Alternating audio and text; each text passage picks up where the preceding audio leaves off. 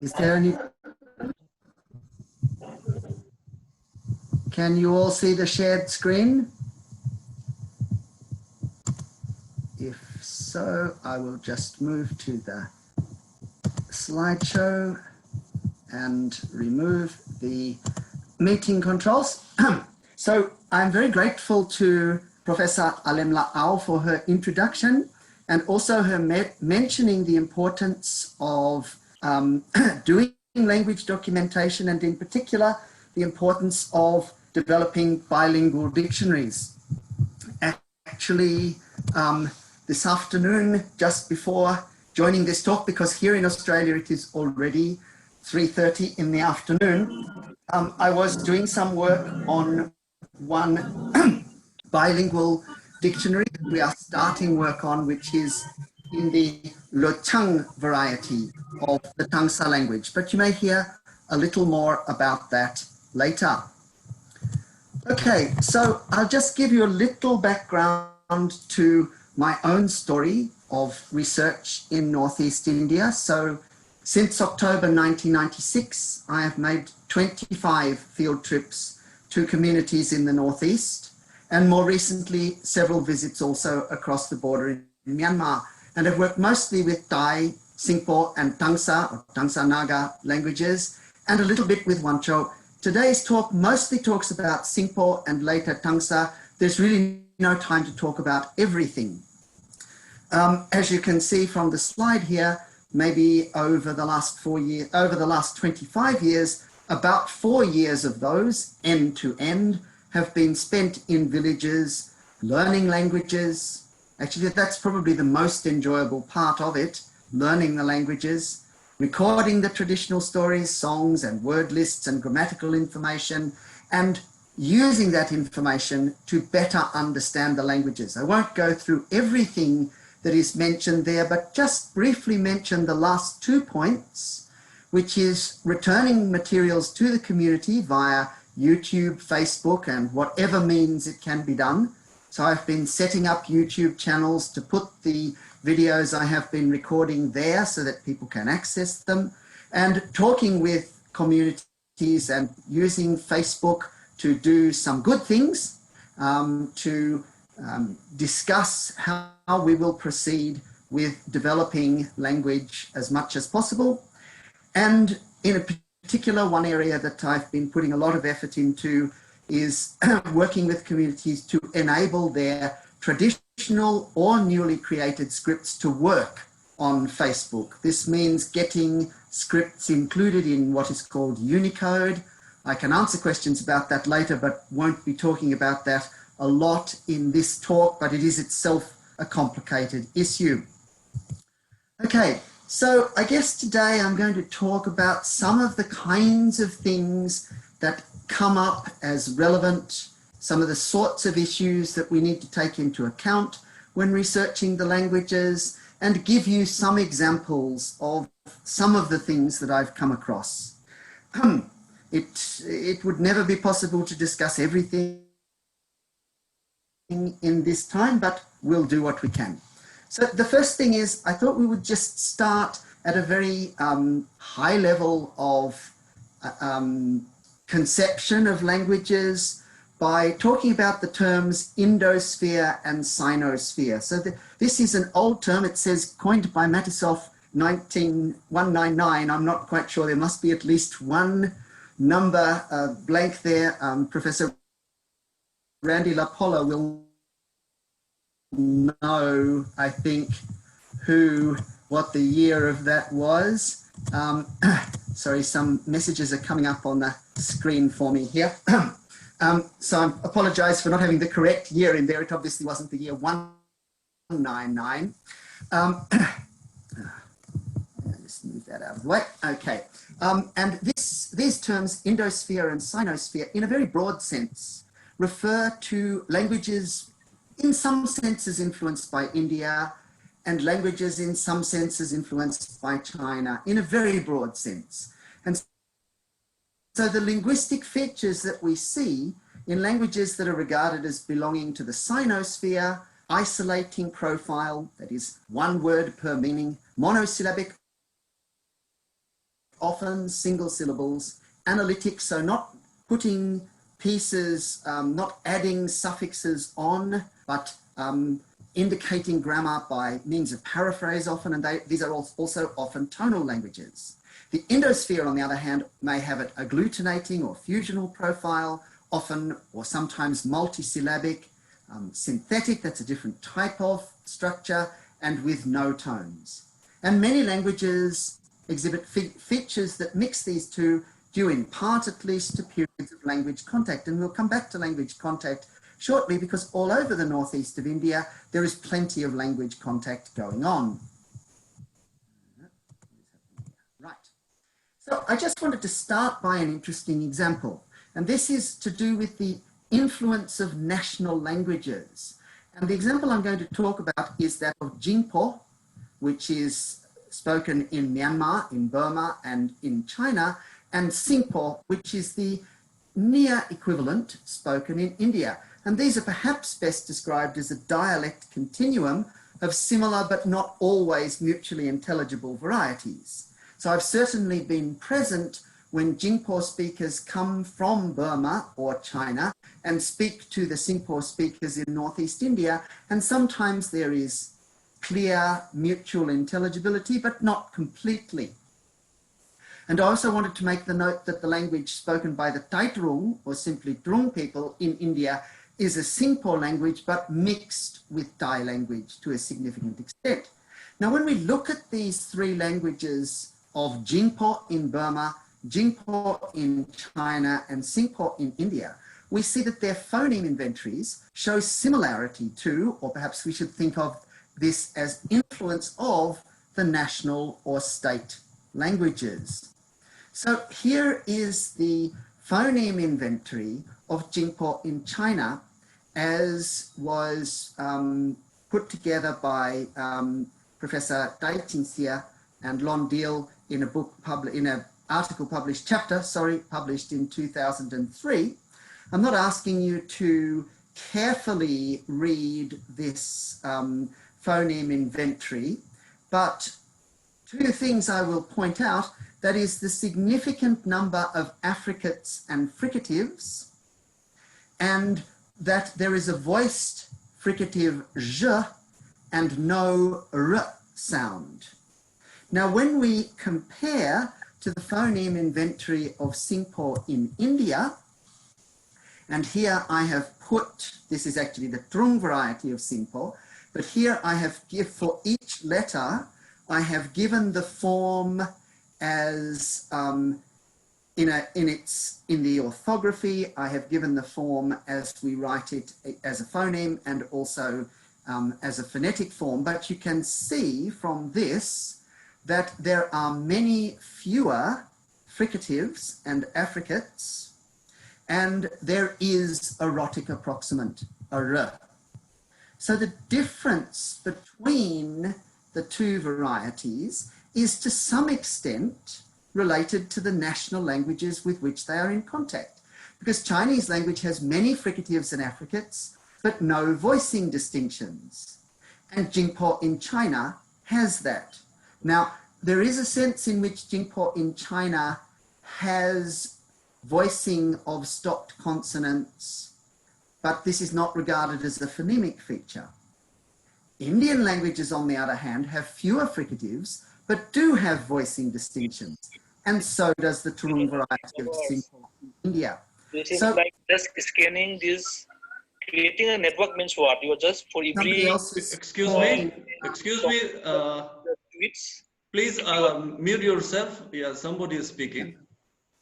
So the point that I was trying to make here is that there is an influence by the national language. It seems there is an influence by the national language, or at least some relationship between the national language and the particular forms of what are otherwise quite similar languages in different countries.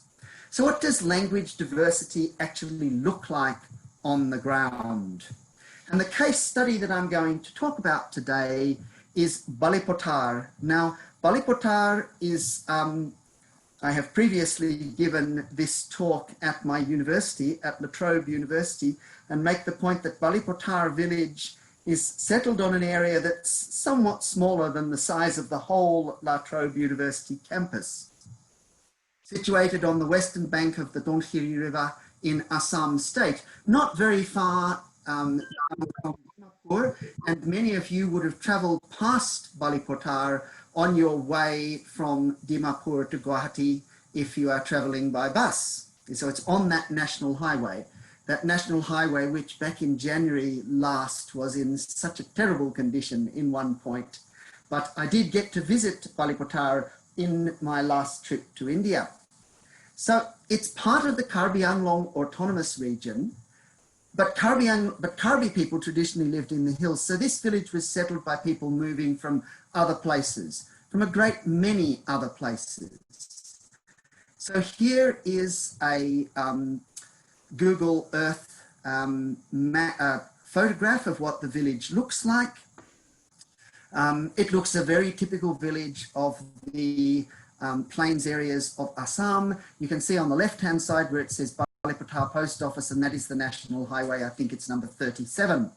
As I say, many of you will have passed this place. So why was it interesting for me? Well, here we have photographs on the left-hand side of the late Aisusyam and his wife. His wife is still living. I visited her in January. And on the right-hand side of a Lama from the Tamang-speaking group of people following Tibetan Buddhism, and they're living in the same village. The Tamang people have migrated at some point in the past from what is now Nepal, whereas the Turung people have migrated at some point in the past, probably from what is now northern Burma. But they have come together in this location. And here you can see a couple of photos on the left-hand side. This is the Theravada Buddhist temple of Balipotar, and on the right-hand side, the beautiful paddy fields with the sun setting over the Karbi hills in the distance. One of my favorite photos. I hope it comes out as well on your screen as it does on mine.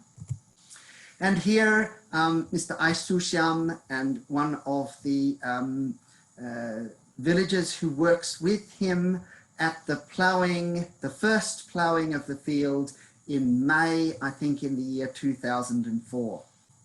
So what is the situation in Balipotar?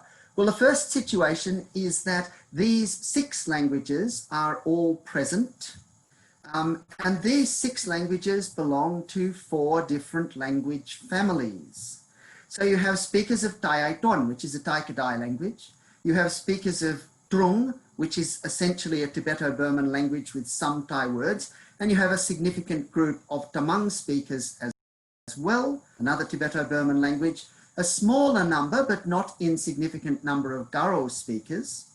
And you have some speakers of Munda languages. These are some Adivasi communities who also speak Sadri, but some of them still speaking their own language, and apparently also some speakers of Oraon. So it's 4 different language families in a very small area in a rural village.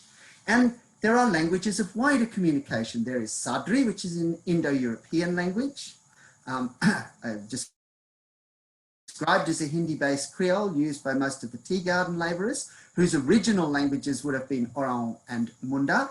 There is Assamese, which is the state language and the language of education and local administration, official language of the autonomous region.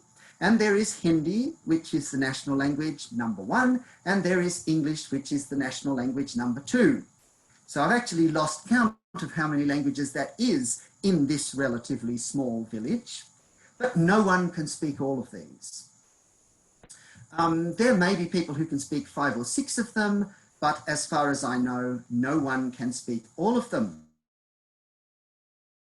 So that is certainly that is perhaps more multilingual than many other places, but it is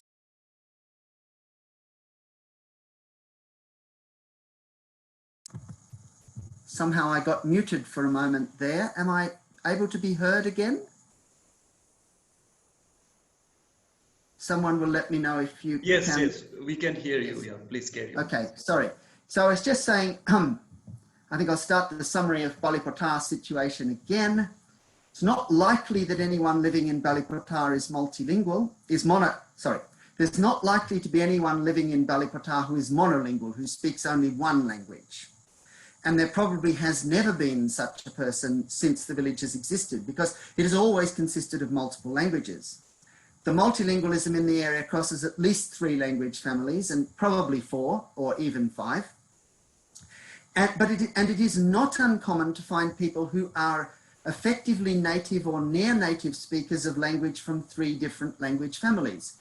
Pretty much everybody in the Tayaiton part of the village also speaks Trung, pretty close to natively or natively, and speaks Assamese as well. That's already 3 different language families.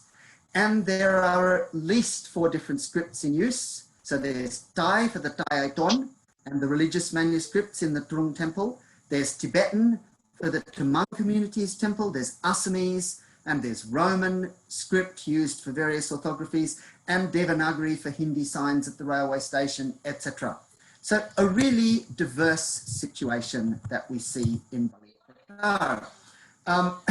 I just put up this example. This was an example of a Facebook post in the Karbi language, not directly related to Balipotar, but this is one of the things that you could see if you were in that area. So Northeast India, as I think you know better than I do even, is a linguistic hotspot. Listed as number 4 for diversity in the world by Nick Evans in his 2010 book, Dying Words.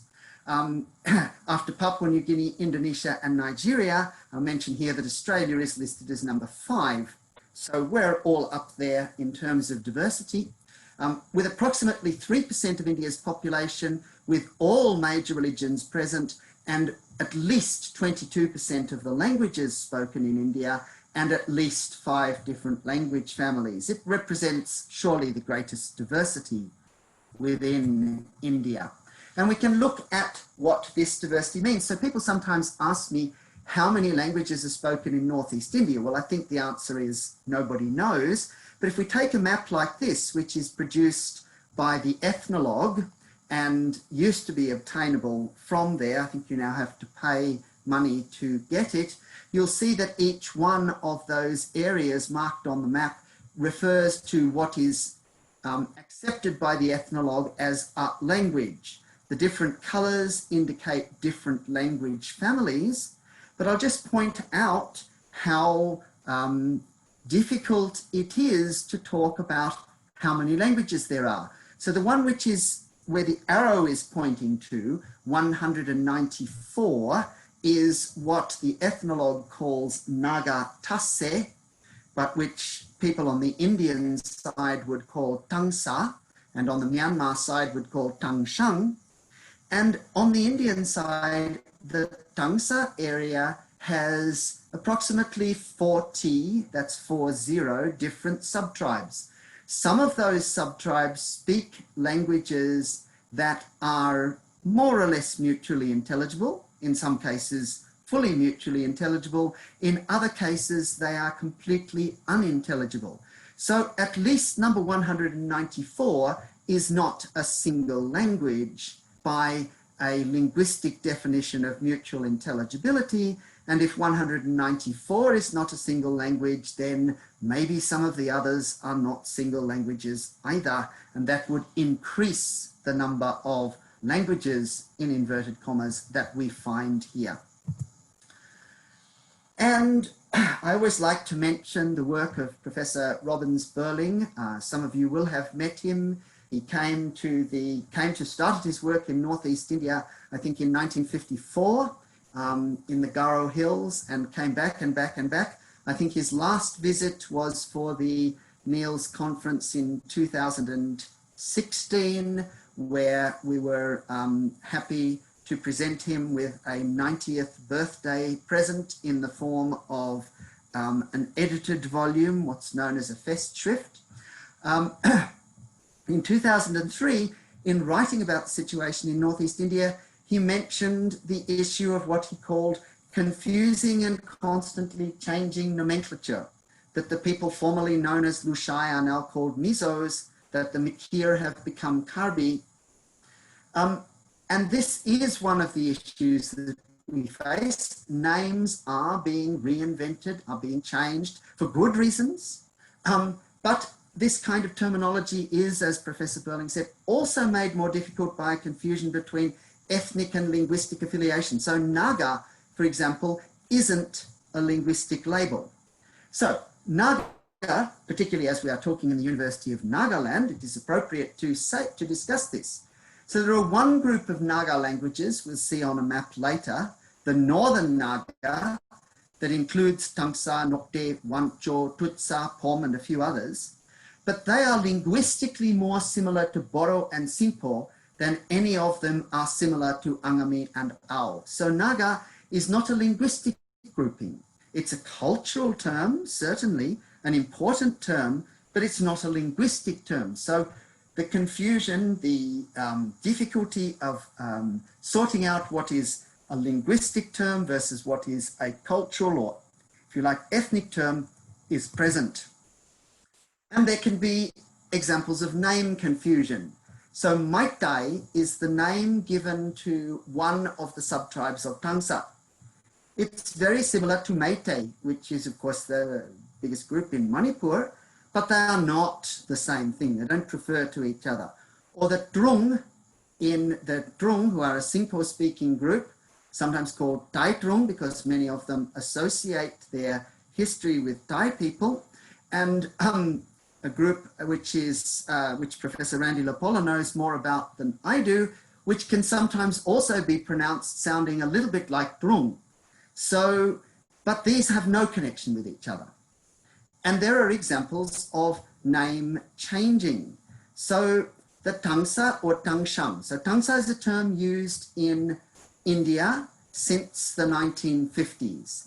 Tangshang has been used on the Myanmar side since 2003 to refer to similar groups, but actually Tangshang in Myanmar includes groups that are not included in Tangsa in India.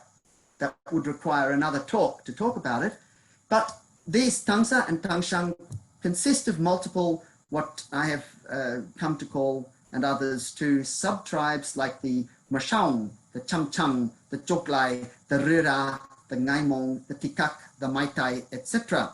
So, for example, the group that call themselves Chamchang are called by some others Kim Sing, which is apparently a cognate word with Chamchang, in whose language we don't know.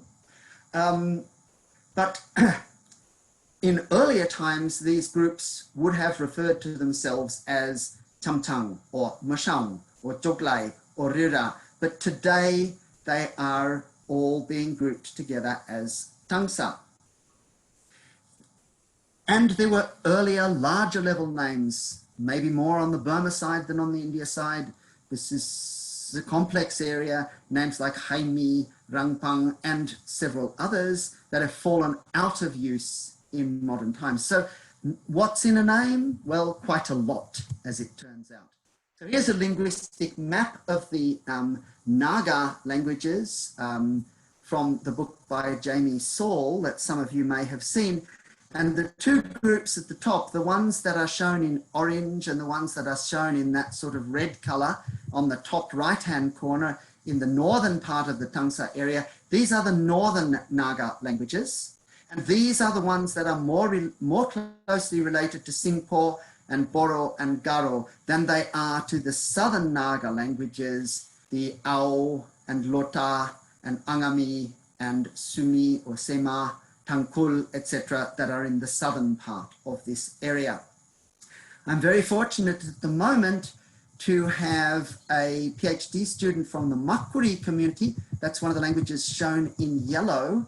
And I was lucky last year to be at Leshi, which is on the map just on the edge of the yellow area, to be at Leshi together with my student Vong Tsushi to meet Makuri people who had come across the border from India to perform their songs at the Naga New Year. Okay, so what does this border, we've seen the border. The border, incidentally, is this, I don't know if you can see my cursor running through the map, is this dotted line which runs through the map and leaves actually a significant portion of northern Naga people inside Myanmar and a small number of the group in yellow, of which the largest tribe is the Makuri, but also the Para and the Koki or the Goka, which people I met at Leshi last year, are also pretty much entirely within Myanmar. Otherwise, most of the Naga groups are within India. Okay, so what does the border mean? Traditionally, the border where it is at the moment didn't mean much at all. And many Tangsa and other Naga groups that I've spoken to take the view that they should be free to move within their traditional lands.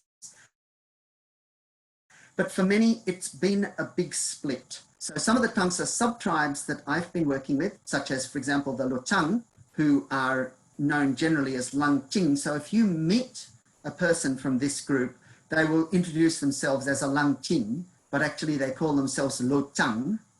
And they are maybe close to 50-50 on both sides of the border. I'm not really in a position to say, but if I think about the number of Langching or Lochang people I have met, they're more or less equals across both sides of the border, but they cannot easily cross and meet each other.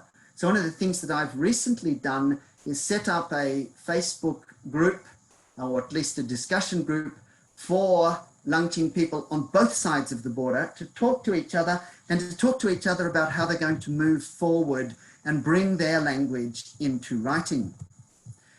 So here is a photo. I hope it's visible, but things keep coming up on my screen, which I can't put out of the way. And this is an example of one of the things I've been trying to do as much as possible, which is sharing information from the India side with people in Myanmar, in Burma, and vice versa. So here I am sitting at Singaling Kamti at a place called Zipugon, which is on the Burma side, showing videos that have been recorded in India to these people who are sometimes seeing photographs of their family members that they have not been able to meet for many years. And here is one of our efforts to do in reverse. So on our last visit to Myanmar in 2019, my PhD student, Vong Tsushi, and I were able to link this lady, Somyam Rinku, with one of her relatives, Mr. Lukam Tonglom, on the India side, and they could talk to each other using Facebook Messenger. It was quite an effort to set it up, and it took a little bit of time for the signal to be good on both sides, but we were able to do it.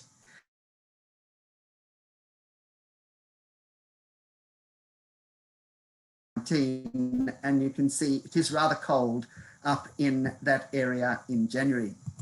So I don't want to spend a lot of time talking about the Tangsa, but at least about this information. You can read what's on this slide here. It is currently listed as a single language in the ethnologue and consequently in the ISO listings, the nearest relative being Nokte, and both of these, both Tangsa and Nokte, are subsumed under the heading of Tangshang in Burma. So what are two organizations for standardization on the India side are the same on the Burma side. That itself is a bit of a challenge. But in fact, there are multiple varieties within this language, and this slide here is the best classification that we've been able to come up with of the different groups within what is called Tangsa or Tangshang, or what is officially known according to the ISO as Naga Tasse. And as you can see, there's quite a lot of different groups within this. Wancho, Nokte and Tutsa have their own ISO codes because they are accepted as separate tribes in India, but not in Burma/Myanmar. Slightly complex, more than slightly complex situation. Quite a lot of diversity of languages there. And this comparative vocabulary, which I have put on the, and I hope you can see this, some notices keep coming up on my screen in front of this, so I can't, it's for animals. The first column is in the Muklum variety, which was recently the source of a PhD thesis by a student of mine, Mika Mulda. The middle column is in the Cholim variety that I have researched, and on the right-hand side is Champang. The little superscripted numerals marked can be adequately analyzed for the Champang variety, but remembering that all these three are listed together as a single language according to the ISO, one thing that you will notice is that the Muklom language seems to largely have monosyllabic words. That the Cholim has mostly monosyllabic, but some bisyllabic, some two-syllable words, and that Champang is entirely two-syllable words. All nouns in Champang, I think, are now two syllables. And basically, this is by the addition of a second syllable that may once have had a more general meaning and has kind of been bleached. So, for example, the words for snake in Champang, pu nu and bi, nat nu, both have nu at the end. And this nu might actually be the word which is historically and originally the word for mother or female, and has gradually been fused into the root of the word, so that the Champangs will not say pu now, they will say punu for a snake. So taking into account this comparative information, I want to talk about some of the factors that affect language diversity. So you have linguistic exogamy in many cases, which is based on the idea of clan exogamy. Okay, so I better explain what I'm talking about. So within the Tangsa groups, at least, what we call the sub-tribes have an identifiable language variety. You might call it a dialect, you might call it a separate language, some are mutually intelligible, some are not. I just call it variety to avoid getting into the language versus dialect argument. And linguistic exogamy happens in many cases. That means marrying someone speaking a different language because of what is known as clan exogamy. So in addition to the different sub-tribes, there are also different clans. The clans may spread across multiple sub-tribes, and there will certainly be multiple clans within one sub-tribe, but the person you marry has to be in a different clan. So if a clan group within a particular language is big enough, you don't have to do linguistic exogamy. It isn't required, so long as you can marry someone outside of your clan. But in many of these Tangshang villages, the number of people is quite small, and they are often from very few, if not in some cases just a single clan, and so you'll be marrying outside of your village for sure, and often therefore outside of your language. So this can often lead to married women particularly undergoing a change of identity. So for example, the very first Tangsa village where I stayed was Cholim Tangsa, but my host, Lukam Cholim Lukyam in his own language, he was married to a Kalak lady, but she had effectively become Cholim because she had lived so long amongst the Cholims and no longer really engaged with people who were speakers of Kalak. I know another situation of Kalak speakers in India who shifted into a Chamchang village and have in effect become Chamchang. So another factor that affects language diversity, of course, is migration, because the natural state of despite efforts by some governments and others to prevent this, but actually humans move. It's what we do. But I won't talk much more about that today. What I do want to talk about, though, is the traditional pattern that by which people communicated with each other, for which the term lingua receptiva or receptiva, I suppose, depending on how you want to pronounce it, has been coined. And so what happens when a speaker of Joglai Tangsa, which is the old man on the right, wants to meet a speaker of Lotang or Langting Tangsa, which is the second old man in the middle. The one on the left, the younger one, is the one who brought the old man in the middle to meet the old man in the right. What happens when they talk to each other? Well, they speak their own variety and the listener is expected to understand it.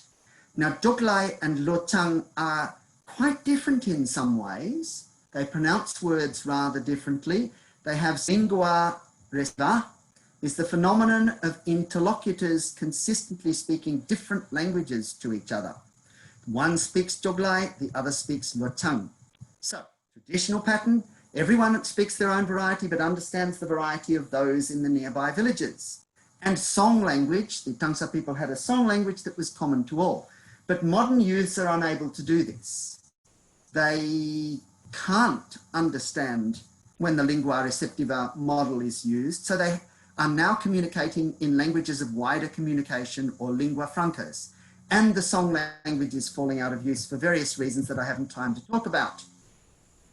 When we think for a moment about the identity in the 21st century, people can identify according to their clan or sub-tribe, according to their tribe, whatever it is in India or Myanmar. They can identify as Naga, they can identify as a citizen of India or Myanmar, they can identify as a follower of one or another religion.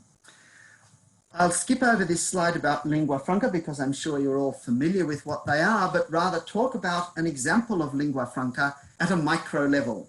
And I'll talk here about Mulong and Malu, three villages on the first foothill of the Patkai range above Lido in Assam. Some of you, I'm sure, have been there. Each of these three villages has a different majority language. So in Malu, it's Hakun. And I was chatting on Facebook with my Hakun colleague, Kitung Hakun, this morning about traditional Hakun songs. In Mulong number 1, the largest group of people are Champang speakers, although there is a section of the village that is Hakun. And in Mulong 2, it is Hacheng. Now, the lingua franca of that hill is Hacheng. Actually, Hacheng is not necessarily the simplest language of the three, but it is the one that has become the lingua franca. Malu and Mulong 2 are Baptist villages, and the Baptist church requires them to use the Chamchang variety, which most of them are not very well able to understand. Mulong number 1, however, is a Presbyterian village where Joglai can be used, and Joglai is very similar to Hacheng, but as you will notice, the Hacheng speaking village is Mulong 2, where they have to use Chamchang in church. So the Hacheng people would not so easily understand the church service in their own village as they would understand the church service in the next village, but it's from a different denomination. This is an example of a photograph of a house at Mulong number 1 village. This house is now destroyed because that part of the village was destroyed when the Lido mine was expanded, but the village has been promised that the remaining part of the village will not be destroyed in the same way. I certainly hope it won't. And here's an example of language mixing. So this was a church service at Malu, which I attended and kept notes on. So the main language of the village is Hakun. At the church service, the introduction was done in Assamese. The Bible reading was in English because although it's a Baptist church and they are required therefore to use Chamchang in the church, nobody understands Chamchang and therefore reading the Bible in Chamchang didn't make any sense. Preaching was done in Hakun or Assamese or Hacheng, depending on who the preacher was. The hymns, though, were in Chamchang because that is the requirement of the Baptist church. They had some special songs which were kind of performed rather than sung by everyone, and they were in Sadri on this occasion, on the day that I went there, on one of the days that I went there. And group prayers would either be done in Assamese or in Chamchang, depending on which prayer it was. And when people prayed privately, which they do out loud and while standing up, they would pray in their own language, and that could be any of the languages there listed, or indeed other languages. Okay, so what does this mean for these communities? Suppose you want to implement mother tongue education on that hill. Will it be in Hacheng? Will it be in Hakun? Or will it be in Champang? Well, at this time, neither Hacheng nor Champang have much literacy, and Hakun only beginning. There's hardly any written literature, very few teaching materials or trained teachers, etc. We're working towards this, but it's a very big task. So my final point is to talk very briefly, and I'll just let you read this while I'm talking about it. This is the traditional story of the loss of writing, how writing was given out by God, by the Creator, to each and every group. But the last ones who got there were the Heva Nagas. That's the traditional name that these people gave to themselves. And writing was given to them on animal skin. They got hungry, they roasted it and ate it away. And because of this, we Hewa people do not have books. But we have written this story down. This seems the most appropriate story to write down. And here we have written it down in two different systems. So on the left-hand side, we have it in the Roman-based orthography developed by the Reverend Gam Win, who lives in Myanmar, but is himself a Mashang Tangsa, from an area very close to the India-Myanmar border. And on the right-hand side, we have the script created in 1990 by Lakum Mosang. And I have a particular reason for mentioning this script right now, to honor the late Lakum Mosang, the creator of this script, who passed away on the 11th of July, so just a little earlier in this month, and worked for 30 years to get his script recognized. And we are right now in the process of a Unicode proposal to get this script included in the Unicode, so that one day we'll be able to use it on mobile phones and through chat like Facebook and others. So I think I will leave the talk there. I have done my 40 minutes or a tiny bit more, and perhaps now there'll be an opportunity for discussion. I might stop the sharing and hand it back to you, Izen Kumar. Okay. Thank you, Professor Stefan, for this thought-provoking and insightful presentation on this region of India and Myanmar. And we are really glad to see the Tangsai script that you have shown in your last part of your presentation. So, dear friends, it's the time for question and answer and for your clarification. So please come forward, raise your hand, and you can kindly speak to the speaker to clarify your question and queries.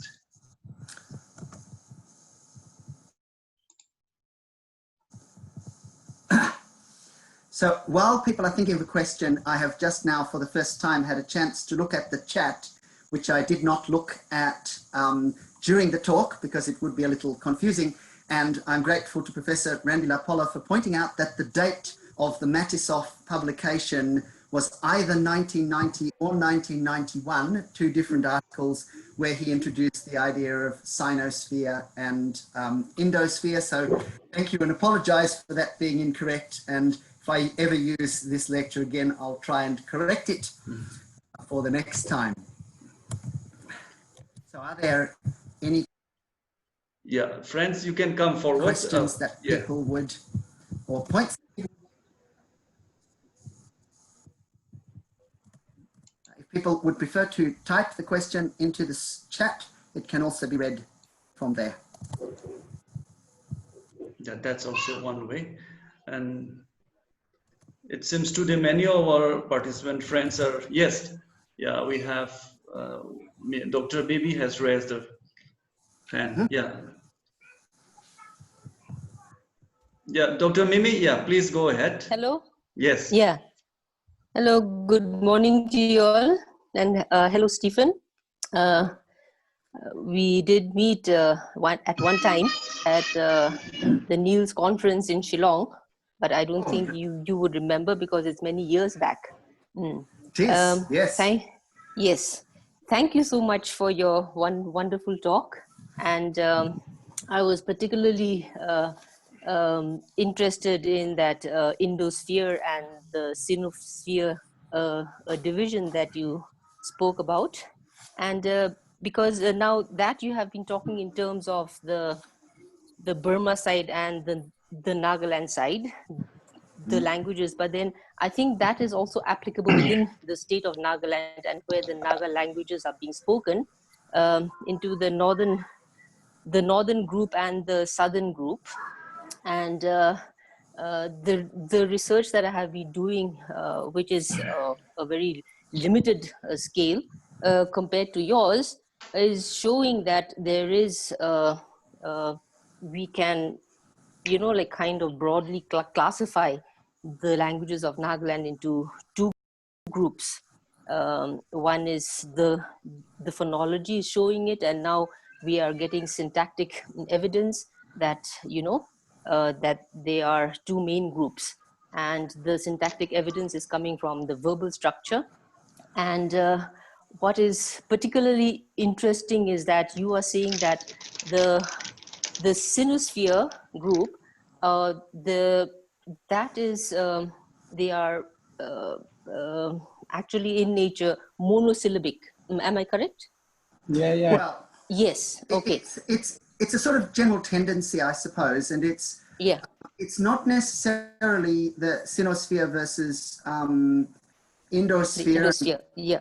Professor Lapolla might add into this too if he wishes, but it's not necessarily something which is going to relate in every way to the kind of genetic classifications, but just as a general sort of pointer to indicate bigger levels of influences, since languages are influencing each other all the time, I guess. Yeah. Anyway, to continue. Yeah. So this verbal structure, the difference is coming out within the monosyllabic verbs. The the other verbs are not showing a difference, whereas the monosyllabic verb is showing a difference, and one can classify, like the languages along these lines.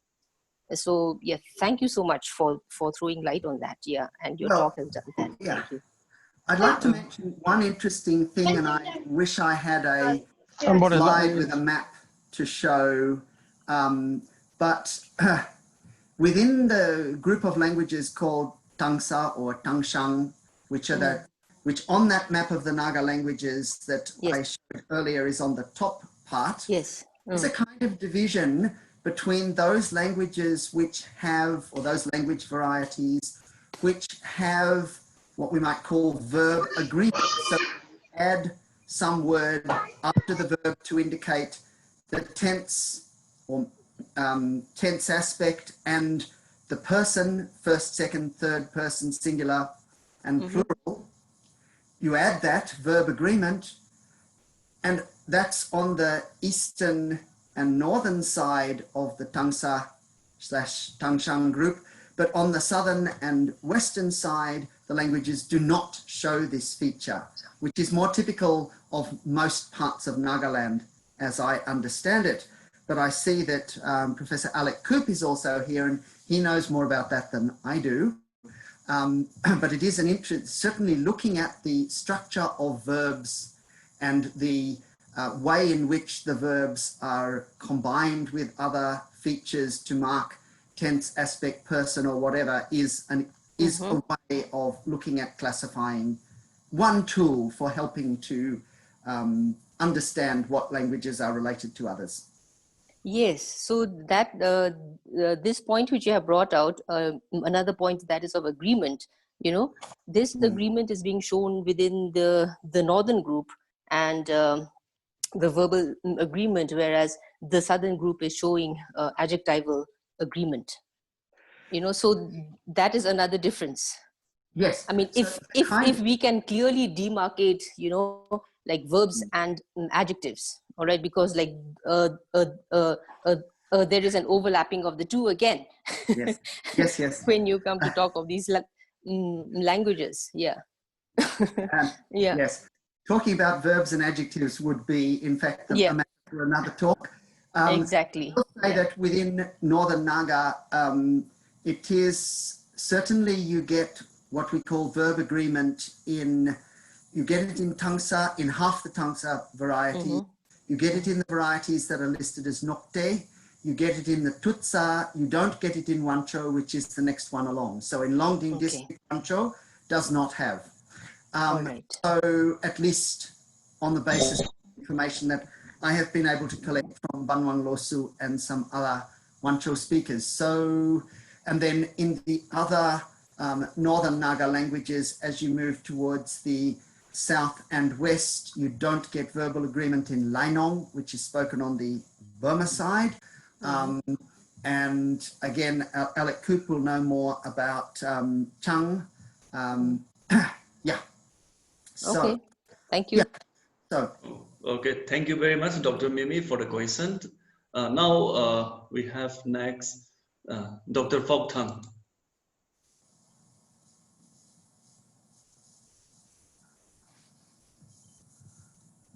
Hello, can you hear me? Yes, sir. Please carry on, sir.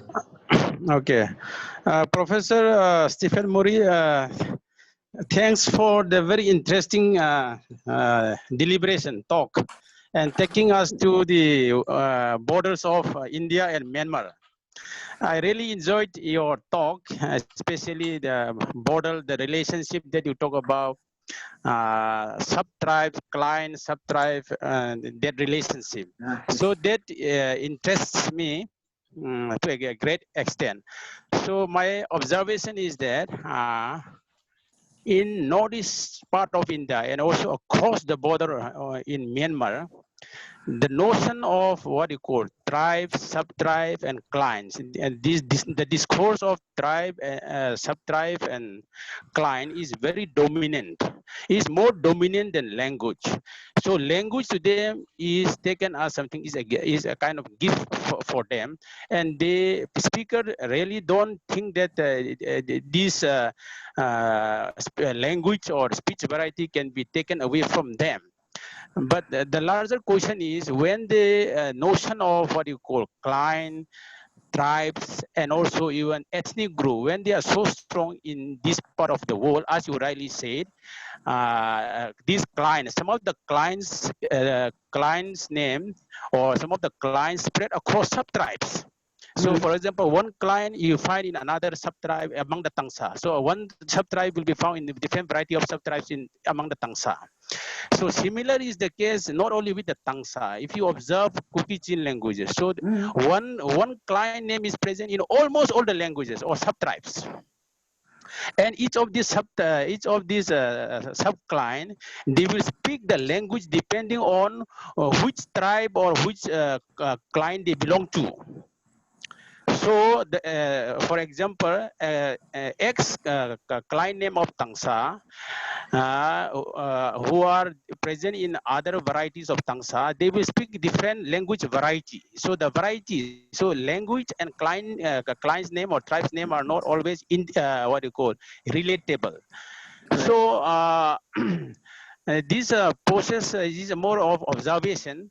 But when people speak, they rather talk about their tribe or language, tribe or client. So when you say what is your tribe's name, they will not say the language that they speak. They will say my tribe name is so and so.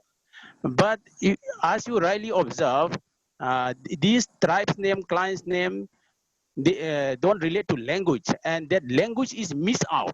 So the most important thing is the language or the variety of language, because the distinction between language and dialect is so fuzzy in this part of the country.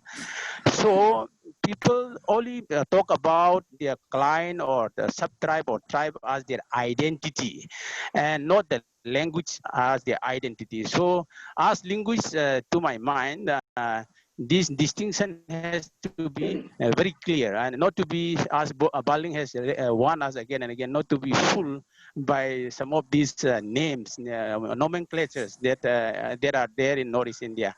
And also, okay, my question is a bit lengthy. So I'm slightly working on this front, trying to understand between how these different nomenclature work and the languages that are there. For example, in Manipur, say, if you say Guite, Guite is one of the clients of so-called found in almost all the Kukichin subtribe. It is found among the Paite, among the Thado, it is found among the Mizo, and so on and so forth.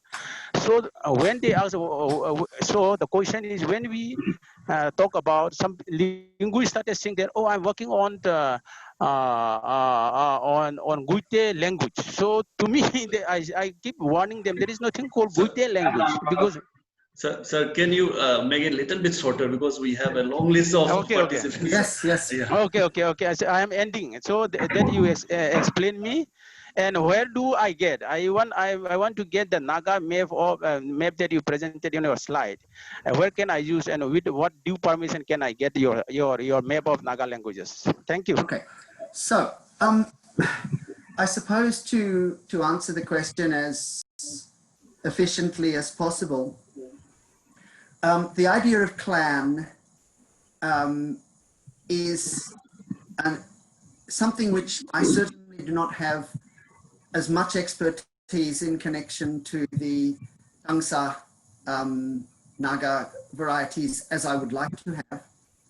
But certainly it is the case that the same clan will be present in different subtribes. And what I'm calling subtribes are the ones that are connected to the language varieties. So for example, the Mashaung subtribe who speak Mashaung language, and the Maitai subtribe who speak the Maitai language, the Kelim or Kelum, and by others it may be called Kilim, clan is present across those different subtribes.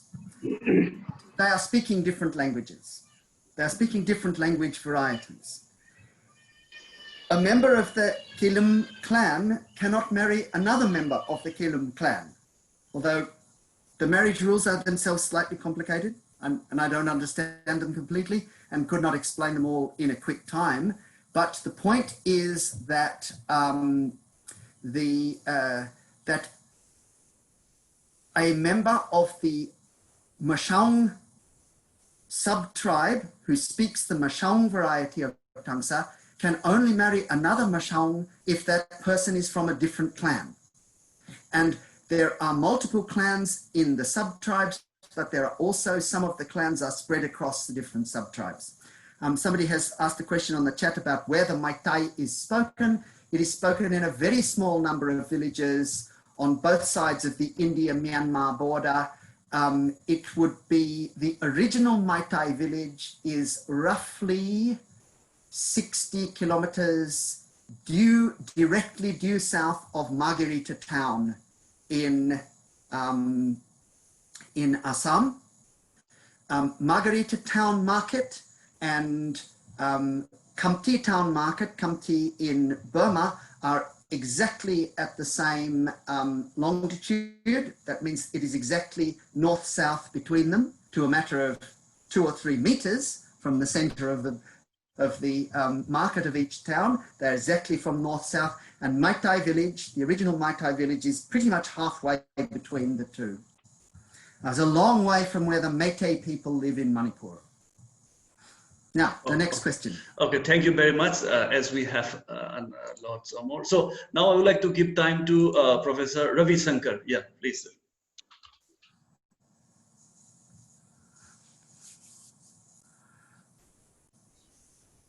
Yeah. Professor Ravi Shankar, you can unmute yourself, sir. Good afternoon, Professor. I am Dr. Ravi Shankar from Pondicherry. Yours is a very elaborative and interesting lecture. I listened very patiently, and I have one specific question that can you just give some specific phonetic features that is very specific to the language Tangsa that distinguishes from other sister languages? Okay, so I did not touch on this, and it would be an interesting topic to touch on, but in fact, we get quite different quite different phoneme inventories Yes, sir. across the different Tangsa varieties.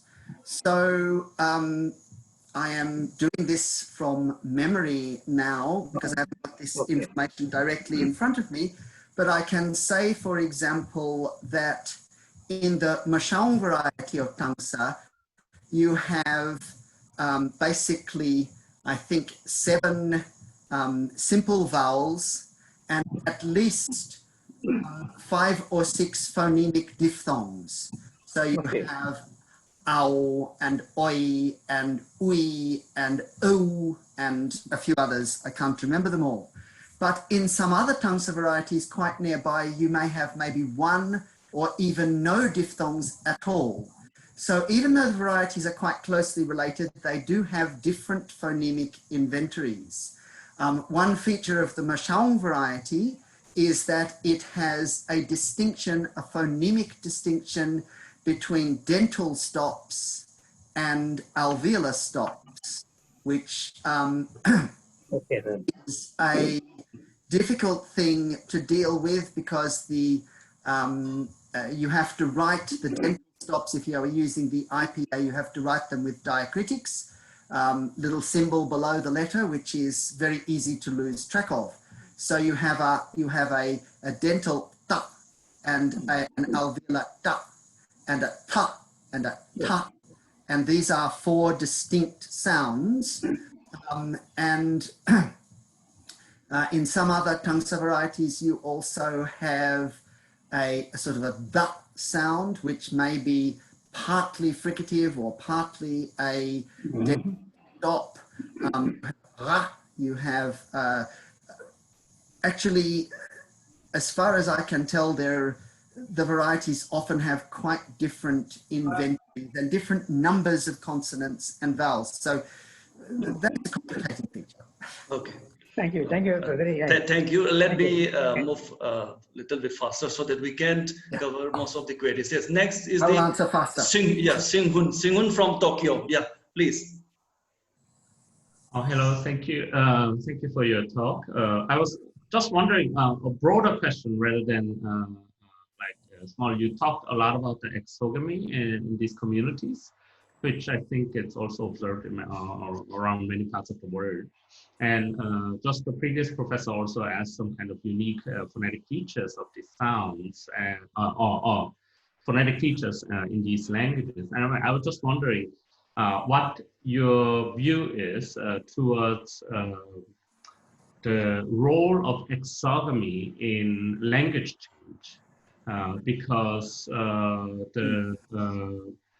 when the mothers come in, they come from different communities, and it seems to me, at least, it's probable to think there's some phonetic change. No matter how fluent they become, they may carry some of the features from their own languages, and that may, in turn, if there's a critical mass of people coming from a particular community as a result of the exogamy that result in language change. I don't know whether you observed any of those kind of things.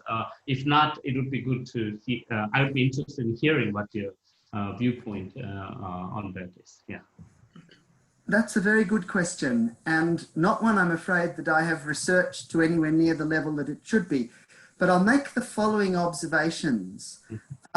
When I know a number of people who have parents from who are speakers of 2 different varieties, and who, as best as I can tell, and certainly according to their own self-reporting, are effectively native speakers of both varieties. And sometimes those varieties are quite distinct in certain ways. And one of the reasons why I think that these speakers are kind of genuinely able to do this is that the Tangsa languages generally have 4 tones, 3 tones on open syllables and 1 category of tones which is stopped syllables. There are a small number of words, in most cases, what we might call tone category 1 in one variety corresponds to tone category number 1 in another variety. It may vary in its realization. It might be a high tone here and a low tone there, but there is generally correspondence across the varieties. But there are a small number of words that do not exhibit this usual pattern and have a marked correspondence set.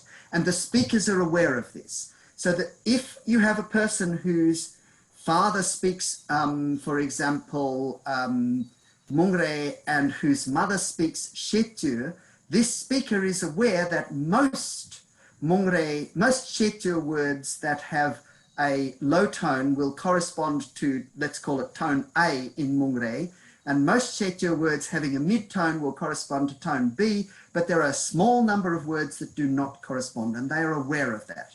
So it seems to me that it is likely that they are learning mother tongue and father tongue at the same time. So this might mean that there is not as much influence by the mothers who are coming into the villages as might otherwise be the case. But this is not an area that I have really had the possibility to research so far. A very good question. I wish I could answer it better. But thank you very much. Okay, thank you, Lee, for the question. Now we are moving next to Phong Suk. Yeah, Phong Suk Phong.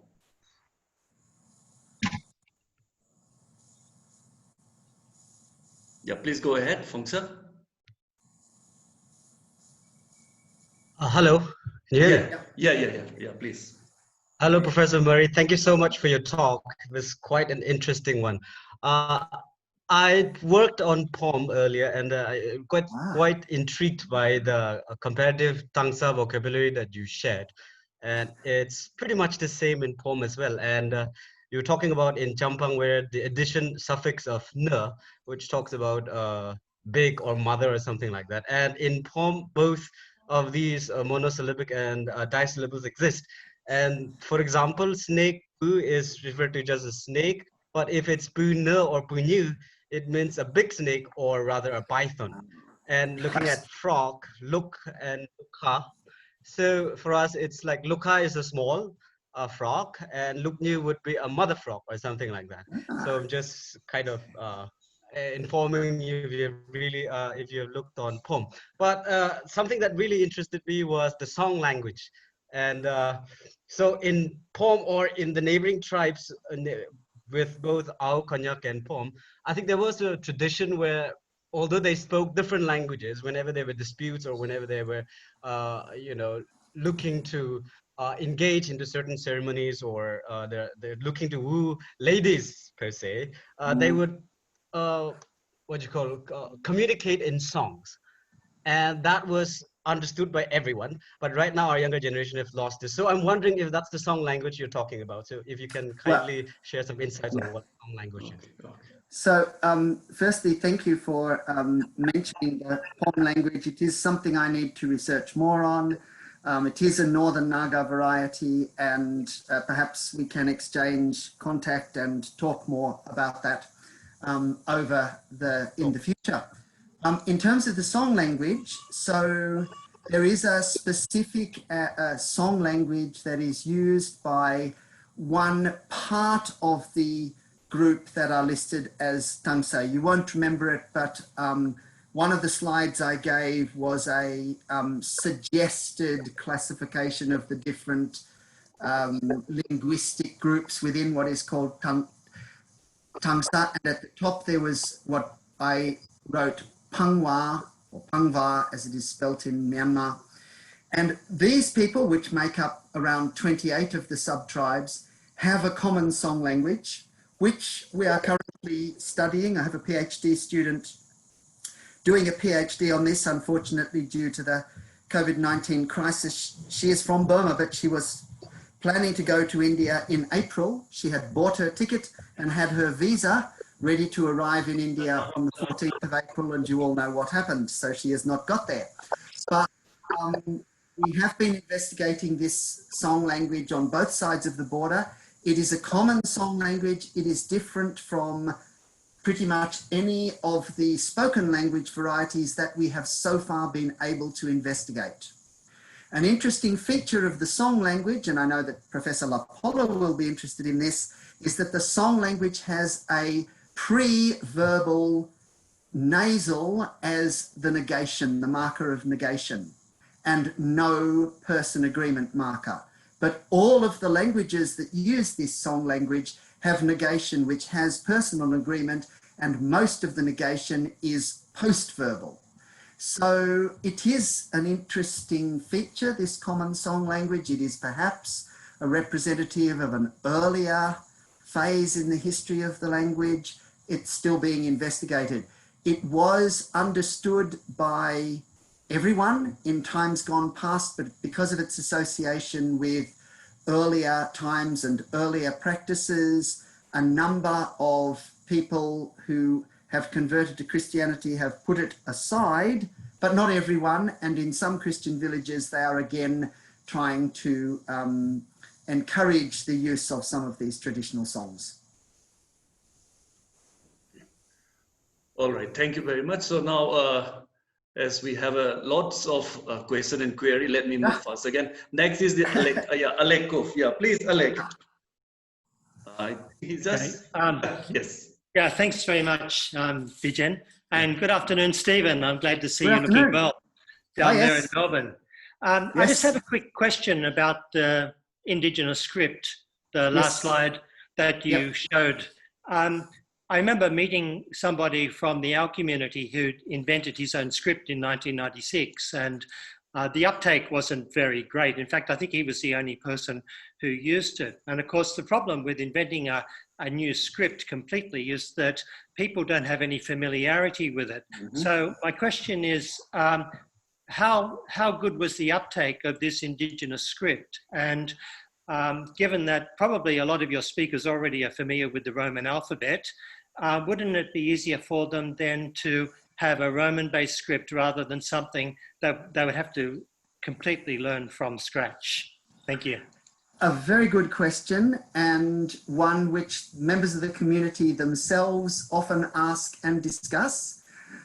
So the uptake of the script until essentially late last year was modest. There was a small but very committed group of people who had learned it. It was certainly more than one, given that the creator of the script has passed away during this last month.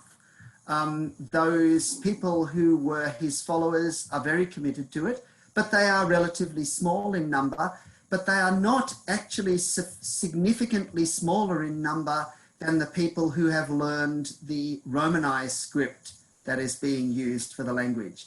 So both scripts are fully phonemic, or very nearly so.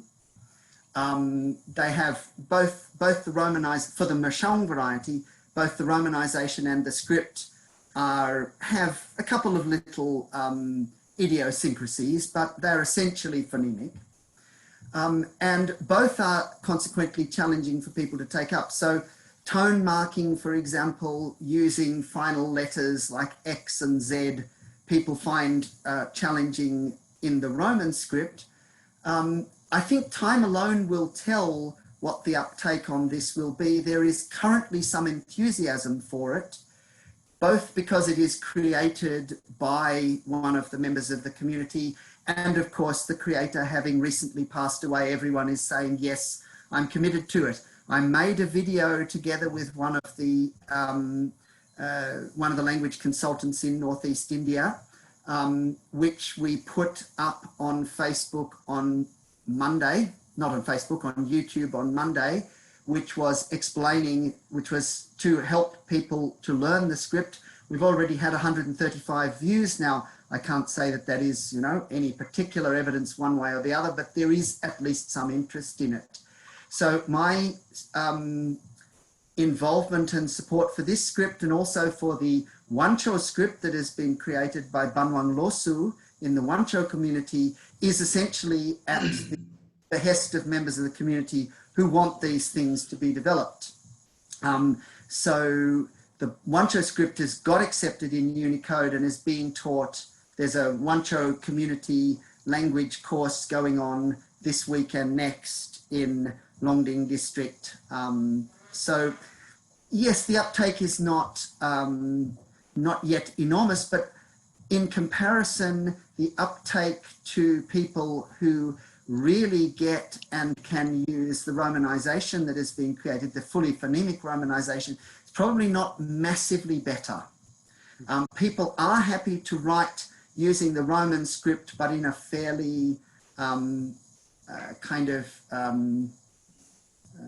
informal way, shall we say, without being concerned about necessarily being able to write all the consonant and vowel phonemes, and certainly not writing the tones. So in short, the answer is, I think the community, this is in a sense a community-led issue, and I guess it's up to them in the end. But whatever they want, I'll try and help. Okay, thank you. Okay. Thank you. Thank you, Alex. So this will be the last question, and after that, we would like to move to Professor Randy Lapola for his, inputs and his suggestion and observation on this session. So now I'm going to Gorsham. Yeah, Gorsham. Yeah, you can unmute and speak. Yes. First of all, thank you, Professor, for the nice talk, and it was really heartwarming to see the photos of communication across the border through your help.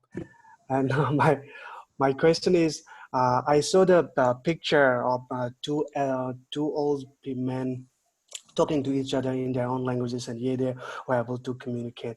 And in relation to the situation like Nagaland and other community, other places where they have lots of different languages, can you please share more examples if you have any, like of those situations, like people speak their own languages and communicate each other? And next question is, and if those occurrence, those kind of situation is increasing or decreasing over the years in the history, and if they increase or decrease, or what could be the reason behind them?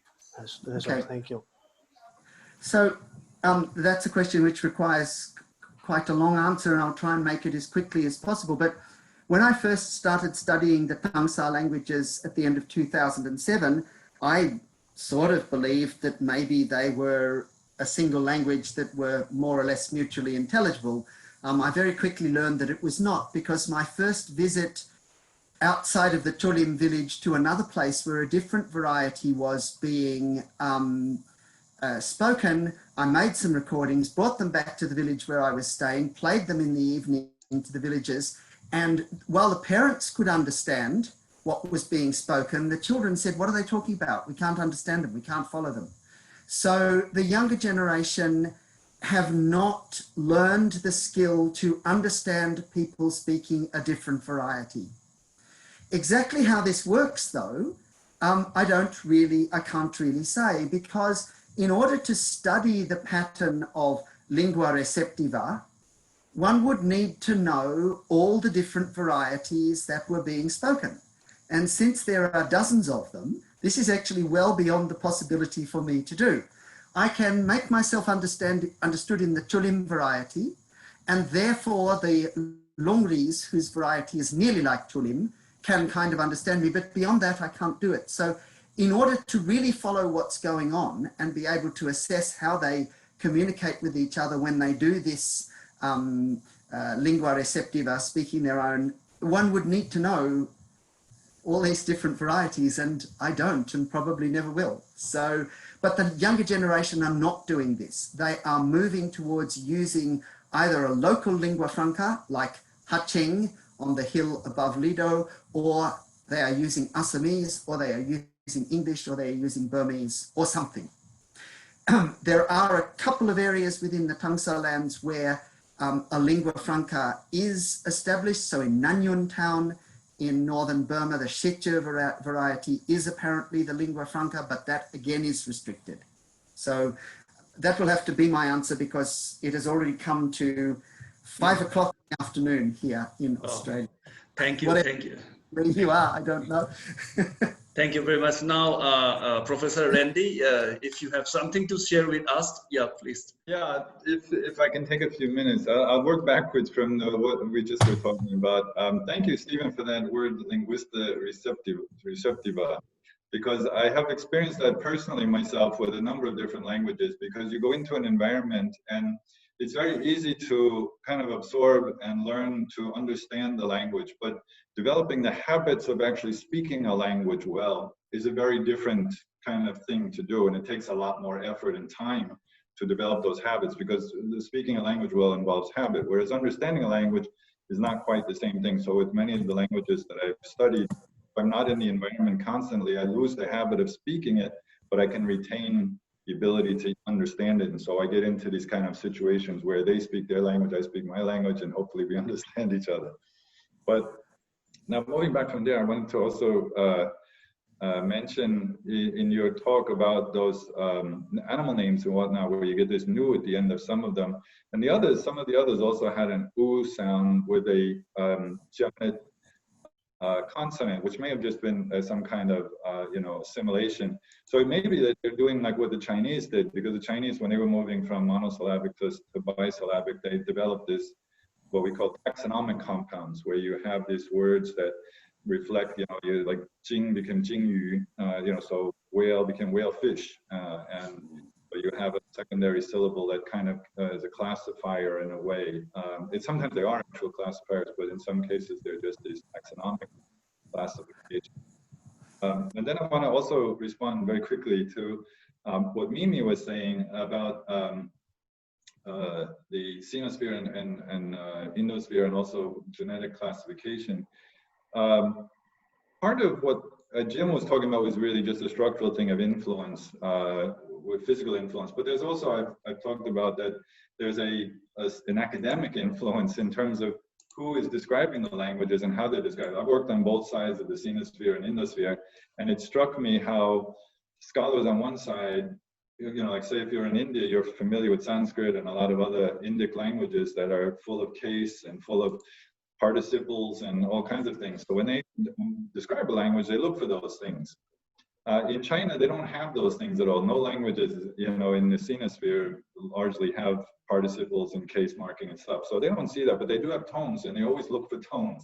So a lot of times, actually, the differences between the Sinosphere and the Indosphere are subjective influences of the researchers themselves, and the biases in a sense that they bring to, or their background, how this gets reflected in the way they describe things. So that's just a cognitive thing. But there's also something real about it in terms of the lingua franca influencing the native languages.